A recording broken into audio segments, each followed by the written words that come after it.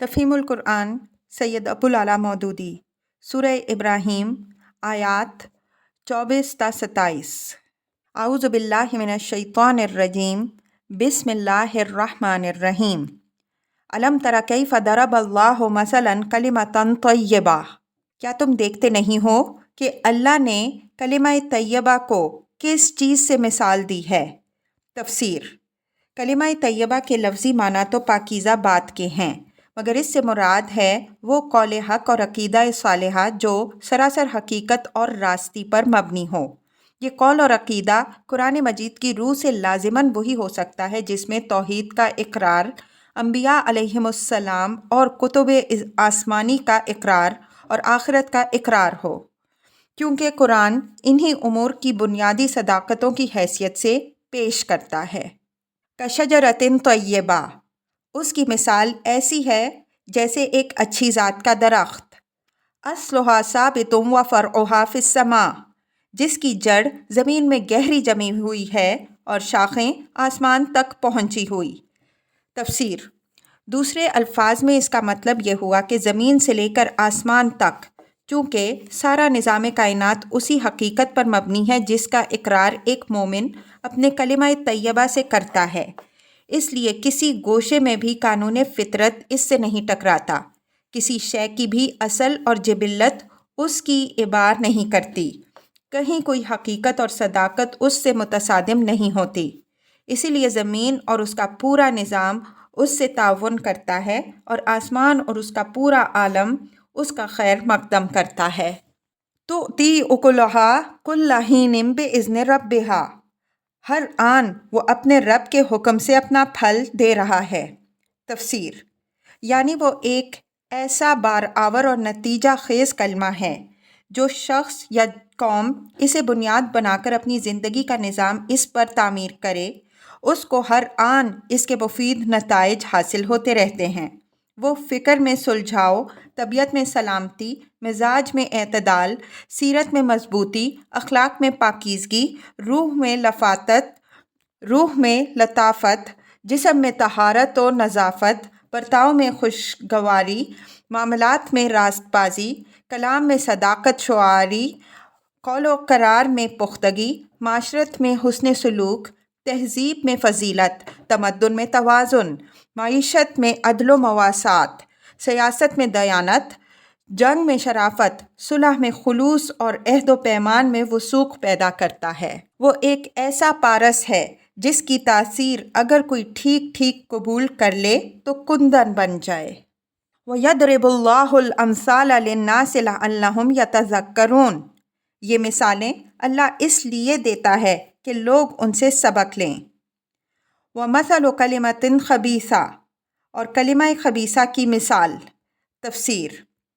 یہ لفظ کلمہ طیبہ کی ضد ہے جس کا اطلاق اگرچہ ہر خلاف حقیقت اور مبنی بر غلط قول پر ہو سکتا ہے، مگر یہاں اس سے مراد ہر وہ باطل عقیدہ ہے جس کو انسان اپنے نظام زندگی کی بنیاد بنائے، عام اس سے کہ وہ دہریت ہو، الحاد و زندقہ ہو، شرک و بت پرستی ہو، یا کوئی اور ایسا تخیل جو انبیاء علیہم السلام کے واسطے سے نہ آیا ہو۔ کشجرۃ خبیثہ، ایک بدذات درخت کی سی ہے، اجتثت من فوق الارض ما لها من قرار، جو زمین کی سطح سے اکھاڑ پھینکا جاتا ہے، اس کے لیے کوئی استحکام نہیں۔ تفسیر۔ دوسرے الفاظ میں اس کا مطلب یہ ہوا کہ عقیدہ باطل چونکہ حقیقت کے خلاف ہے، اس لیے قانون فطرت کہیں بھی اس سے موافقت نہیں کرتا۔ کائنات کا ہر ذرہ اس کی تکذیب کرتا ہے، زمین و آسمان کی ہر شے اس کی تردید کرتی ہے۔ زمین میں اس کا بیج بونے کی کوشش کی جائے تو ہر وقت وہ اسے اگلنے کے لیے تیار رہتی ہے، آسمان کی طرف اس کی شاخیں بڑھنا چاہیں تو وہ انہیں نیچے دھکیلتا ہے۔ انسان کو اگر امتحان کی خاطر انتخاب کی آزادی اور عمل کی مہلت نہ دی گئی ہوتی تو یہ بدذات درخت کہیں اگنے ہی نہ پاتا، مگر چونکہ اللہ تعالیٰ نے ابن آدم کو اپنے رجحان کے مطابق کام کرنے کا موقع عطا کیا ہے، اس لیے جو نادان لوگ قانون فطرت سے لڑ بھڑ کر یہ درخت لگانے کی کوشش کرتے ہیں ان کے زور مارنے سے زمین اسے تھوڑی بہت جگہ دے دیتی ہے، ہوا اور پانی سے کچھ نہ کچھ غذا بھی اسے مل جاتی ہے، اور فضا میں بھی اس کی شاخوں کو پھیلنے کے لیے بادل ناخواستہ کچھ موقع دینے پر آمادہ ہو جاتے ہیں۔ لیکن جب تک یہ درخت قائم رہتا ہے، کڑوے، کسیلے، زہریلے پھل ہی دیتا رہتا ہے، اور حالات کے بدلتے ہی حوادث میں ایک جھٹکا اس کو جڑ سے اکھاڑ پھینکتا ہے۔ کلمہ طیبہ اور کلمات خبیثہ کہ اس فرق کو ہر وہ شخص بآسانی محسوس کر سکتا ہے جو دنیا کی مذہبی، اخلاقی، فکری اور تمدنی تاریخ کا مطالعہ کرے۔ وہ دیکھے گا کہ آغاز تاریخ سے آج تک کلمہ طیبہ تو ایک ہی رہا، مگر کلمات خبیثہ بے شمار پیدا ہو چکے ہیں۔ کلمہ طیبہ کبھی جڑ سے نہ اکھاڑا جا سکا، مگر کلمات خبیثہ کی فہرست ہزاروں مردہ کلمات کے ناموں سے بھری پڑی ہے، حتیٰ کہ ان میں سے بہتوں کا حال یہ ہے کہ آج تاریخ کے صفحات کے سوا کہیں ان کا نام و نشان تک نہیں پایا جاتا۔ اپنے زمانے میں جن کلمات کا بڑا زور شور رہا ہے، آج ان کا ذکر کیا جائے تو لوگ حیران رہ جائیں گے کہ کبھی انسان ایسی ایسی حماقتوں کا بھی قائل رہ چکا ہے۔ پھر کلمہ طیبہ کو جب جہاں جس شخص یا قوم نے بھی صحیح معنوں میں اپنایا، اس کی خوشبو سے اس کا ماحول معطر ہو گیا، اور اس کی برکتوں سے صرف اسی شخص یا قوم نے فائدہ نہیں اٹھایا، بلکہ اس کے گرد و پیش کی دنیا بھی ان سے مالا مال ہو گئی۔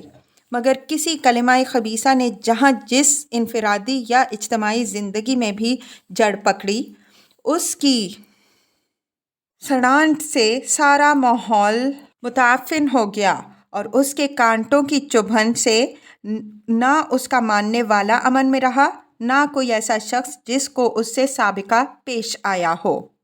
اس سلسلے میں یہ بات بھی سمجھ لینی چاہیے کہ یہاں تمثیل کے پیرائے میں اسی مضمون کو سمجھایا گیا ہے جو اوپر آیت 18 میں یوں بیان ہوا تھا کہ اپنے رب سے کفر کرنے والوں کے اعمال کی مثال اس راکھ کی سی ہے جسے ایک طوفانی دن کی آندھی نے اڑا دیا ہو، اور یہی مضمون اس سے پہلے سورہ رعد آیت 17 میں ایک دوسرے انداز سے سیلاب اور پگھلائی ہوئی دھاتوں کی تمثیل میں بیان ہو چکا ہے۔ یثبت اللہ الذین آمنوا بالقول الثابت فی الحیات الدنیا وفی الآخرہ۔ ایمان لانے والوں کو اللہ ایک قول ثابت کی بنیاد پر دنیا اور آخرت دونوں میں ثبات عطا کرتا ہے۔ تفسیر: یعنی دنیا میں ان کو اس کلمے کی وجہ سے ایک پائیدار نقطہ نظر، ایک مستحکم نظام فکر اور ایک جامع نظریہ ملتا ہے جو ہر عقدے کو حل کرنے اور ہر گتھی کو سلجھانے کے لیے شاہ کلید کا حکم رکھتا ہے۔ سیرت کی مضبوطی اور اخلاق کی استواری نصیب ہوتی ہے جسے زمانے کی گردشیں متزلزل نہیں کر سکتیں۔ زندگی کے ایسے ٹھوس اصول ملتے ہیں جو ایک طرف ان کے قلب کو سکون اور دماغ کو اطمینان بخشتے ہیں، اور دوسری طرف انہی سعی و عمل کی راہوں میں بھٹکنے، ٹھوکریں کھانے اور تلون کا شکار ہونے سے بچاتے ہیں۔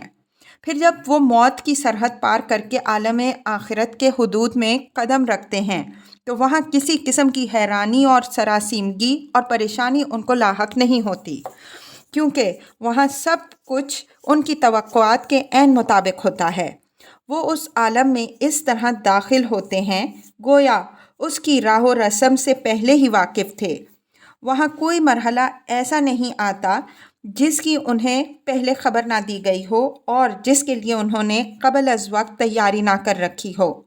اس لیے وہاں ہر منزل سے وہ پوری ثابت قدمی کے ساتھ گزرتے ہیں۔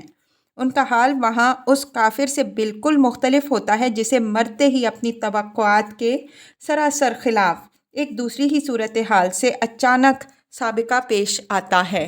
وَيُضِلُّ اللَّهُ الظَّالِمِينَ، اور ظالموں کو اللہ بھٹکا دیتا ہے۔